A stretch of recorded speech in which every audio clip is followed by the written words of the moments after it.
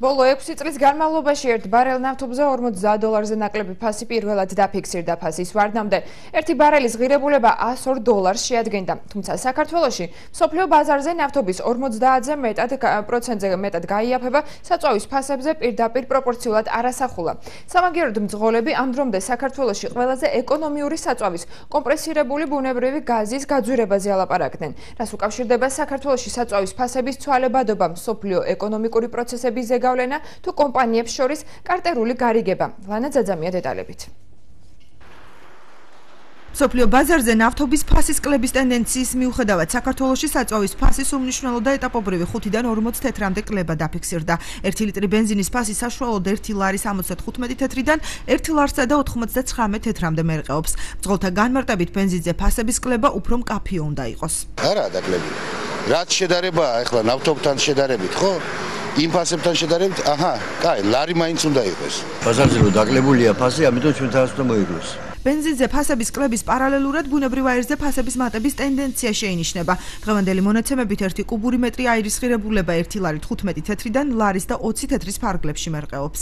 ზამთარია, მოთხოვნილება მეტია, დოლარი თამაშობს, ლარი უფრო სწორად და ალბათ მაგასთან დაკავშირებულია.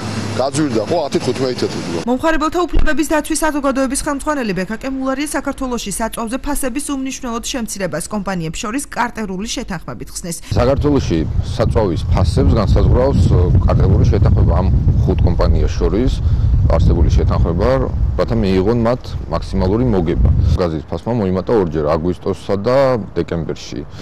იცით რა არის, ძალიან საეჭვოდ მოხდა ეს მატება, იმიტომ რომ ყველა კომპანია მთელ საქართველოს მასშტაბით ერთდროულად, ერთ დღეს, ერთ დილით გაზარდეს ფასები.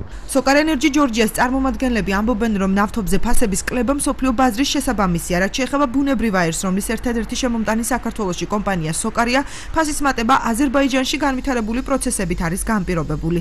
ირაკლი ზუბიტაშვილის თქმით, ნავთობზე ფასების ვარდნა ერთის მხრივ რუსეთის წინააღმდეგ განხორციელებული სანქციების ნაწილია. მეორეს მხრივ საუდის არაბეთში ნავთობის მოპოვების გაორმაგებას უკავშირდება. შენიშვნებს არ ეთანხმებიან ვისოლ ჯგუფშიც.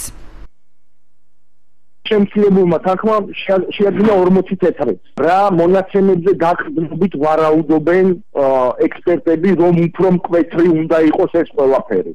ჩემი აზრით ეს რჩება სპეკულაციების დონეზე. საიდანაც ვაკეთებთ ამის იმპორტს, არის ხდება გარკვეული პროცესები, რაც ზეგავლენას ახდენს ფასის დაკლებას თუ მომატებაზე რუსეთის ბიუჯეტის 45% იხება ნავთობის დაჭიდვებით. და ეს ნავთობის ფასის ვარდნა არის ერთ-ერთი იმ საქციების შემადგენელი ნაწილი, რაც რამოდენიმე ქვეყანამ დაუწესა რუსეთის მედების გამო უკრაინასთან მიმართებაში.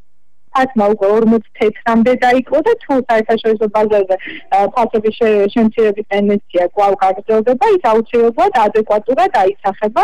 ბენზინგასამართი სადგურების წარმომადგენლები ვარაუდობენ, რომ საწვავზე ფასის კლების ტენდენცია გაგრძელდება.